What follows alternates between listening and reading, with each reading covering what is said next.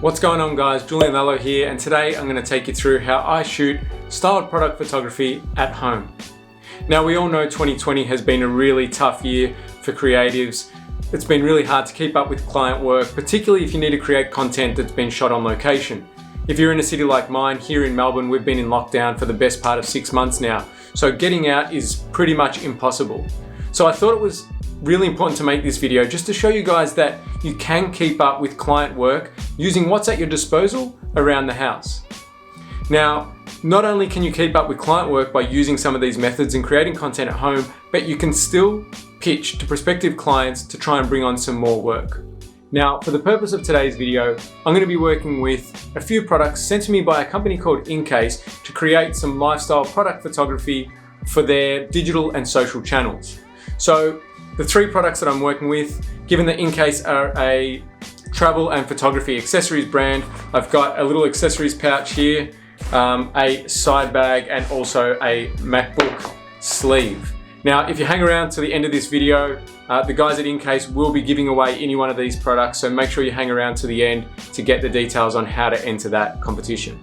So before I get into the hands-on and show you guys how I shoot these products, I want to share with you a couple little tips or things that I think about before I pick up the camera. Now, the first of these, and this is particularly if I haven't worked with a brand before, I'll go onto their Instagram, their website, and check out the brand aesthetic. Now, this isn't so that I can go and copy the style of images that they've already got, because in my opinion, if a brand's reaching out to you to work with you, they want you to bring your style to the imagery. But it's just to get an idea. For example, if you're working with a company that portrays themselves as very urban, you don't want to be going and shooting that with really green backgrounds or going and shooting it in nature. So it's just to get an idea of the aesthetic so that then you can combine that with your style of photography. The next thing I'll do is I'll look at each of the items that I'm about to shoot and see if there's any really intricate details or characteristics about the product. So for example, if we have a look at this side bag here, when you open it up, it's got a nice orange lining. So that's probably one detail I'd want to highlight. It's got a logo on the front and also some really fine little detailed logos on the zippers. So a few of the little details that I just want to pick up on. I'm trying to create probably 3 or 4 really nice images for each of these products. And one of those, or at least one of those, will be a really nice detailed image showing off something that's a really special design to that product and brand. Now, the last thing I'll have a think about before I go and start shooting is the styling of each product. Now, I'll think about the surfaces and the props that I want to bring into those images. It's really important with the props that you want to choose items that complement the product that you're shooting and not compete with it. And when I say compete with it, I mean a couple of things. One of which is you don't want to choose a product that is going to overshadow or take away focus from that hero product that you need to shoot. And you also don't want to choose products that are competing brands or products. Now, let's use the side bag again as an example. The side bag is something that I would probably use, or a photographer would use, when they're walking around the city for the day. They don't want to carry a backpack. They're only working with a point and shoot or a film camera. They need to carry sunglasses, wallet, phone, that type of thing. Now, all those products are fine to style it with.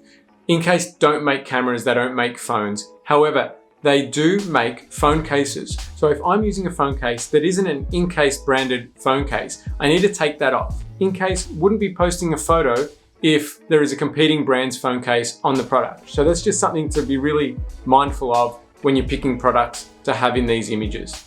So with all that said, I'm going to quickly now go and collect a few props, a few bits and pieces that I'm going to style these images with, work out what surfaces I'm going to be shooting on, and we can run through some of the more hands-on side of taking these photos.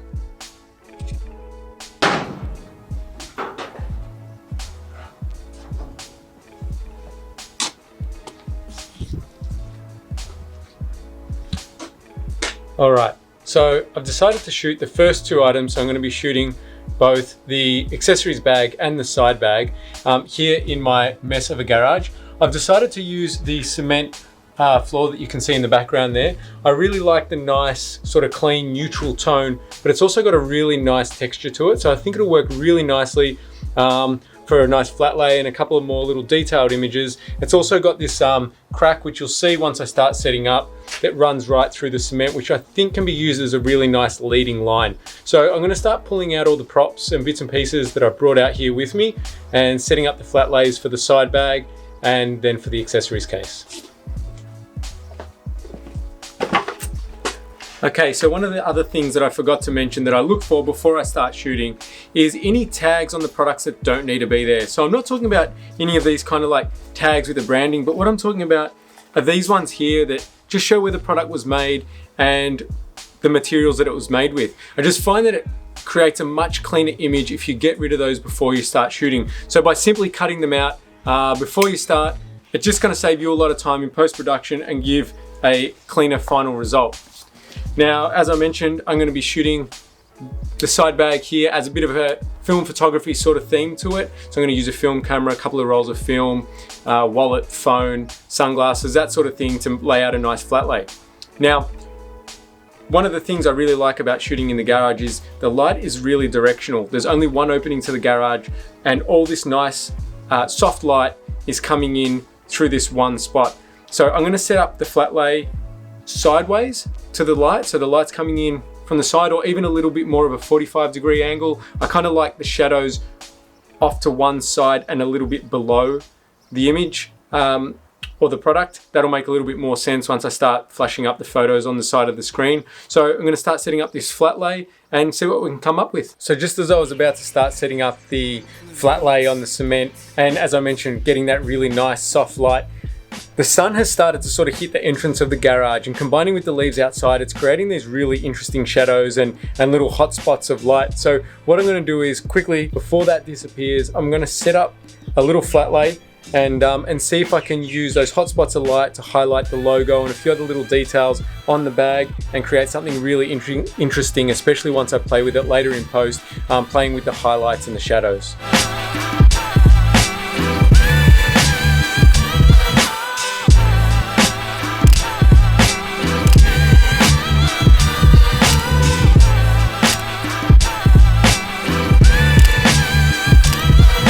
Right, so I'm really happy with the way the images of the side bag came out.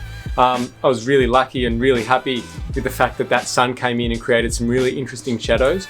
Originally I was thinking to shoot both the side bag and the accessories case on a really similar background, just being that cement with the really soft light coming through. But this just means that it's going to give some more dimensions to the images as a complete set that I send through to the client. And having one of them with the kind of nice interesting shadows, and now the accessories case that I'm going to shoot next, just with that nice soft light on the cement. Another little thing that you may have picked up while watching me shoot those just then is that I grabbed the reflector for the last few shots. I was finding that the light coming through was a little bit harsh, so I just used the white reflector just to bounce a little bit of light back into those shadows and not have such a harsh, uneven kind of look to the images. So moving on to the accessories case now, what I'm going to do is I'm going to fill it out with some cables and other bits and pieces that you'd usually find in the accessories case. I'm then going to lay out a nice big flat lay with some other travel and photography accessories, so camera, headphones, that type of thing. I'll be taking some nice wide shots to get a big flat lay and then punch in on the accessories case itself and show off some of those details. Again, I'll be using that white reflector just to push a little bit of the light back, bounce it back so those shadows aren't too harsh.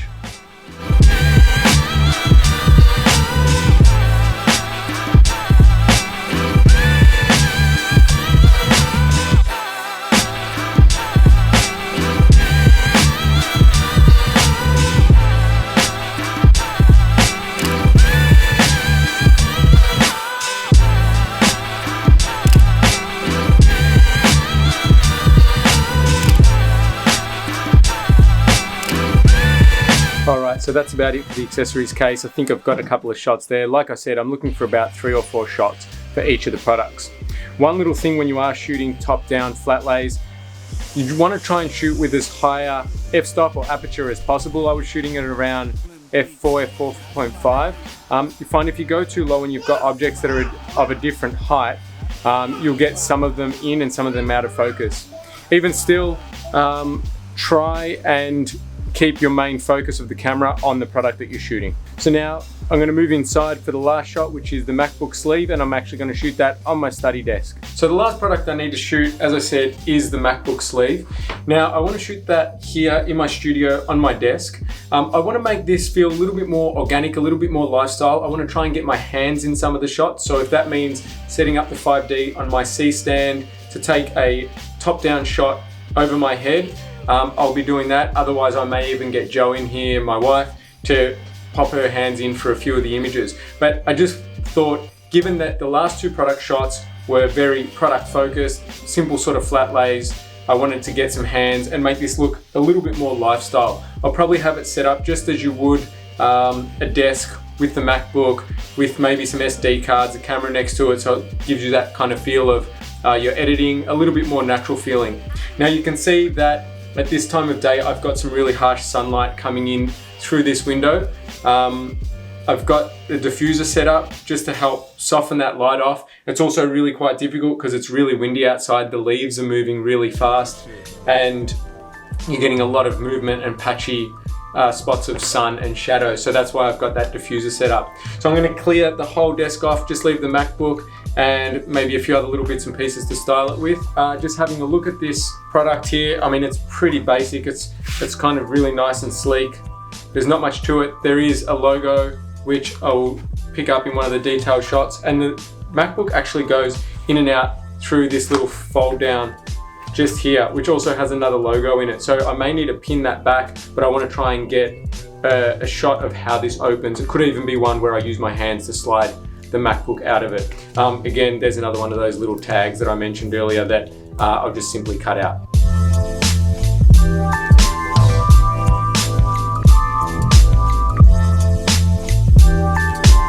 You'll notice that I'm not actually using any artificial light. I'm relying on natural light for all of these images. When I'm shooting more lifestyle product images, I find that I much prefer natural light. It just gives that nice softer feel. Sometimes when you use artificial lighting, it becomes very polished. And that's great if you're shooting e-com or that sort of specific product type of photography. But if you've been asked for that Instagram lifestyle sort of content, natural light, in my opinion, is the far better approach.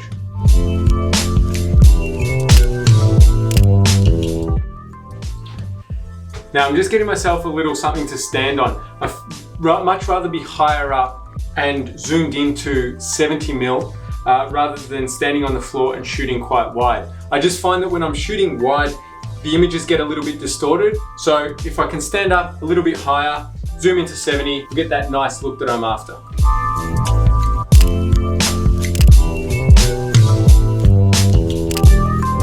I think I've got enough little detailed shots, particularly of that logo on the front. I now want to get the hands involved, wrap up with these last couple of shots.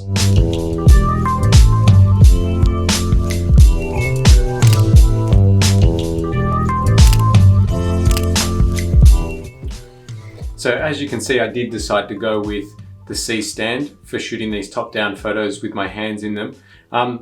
If you're wondering, I was triggering the camera with the Camera Connect app. So it's a Wi-Fi connection from the camera to my phone. I have a video on how I take self-portraits, which explains the whole Camera Connect app, and I'll link those videos in the description below. So if you made it this far in the video, I thank you for sticking around, and I hope you picked up a few pointers on how I shoot my product photography at home. Now, as I mentioned in the beginning of the video, we are doing a giveaway. You can win any one of the 3 products that I shot here in this video from InCase. All you need to do is make sure you subscribe to my YouTube channel, follow InCase Australia New Zealand on Instagram, and let me know in the comments which product you'd like to win along with your Instagram handle. I'll be announcing the winner on my Instagram stories on Sunday the 24th of October.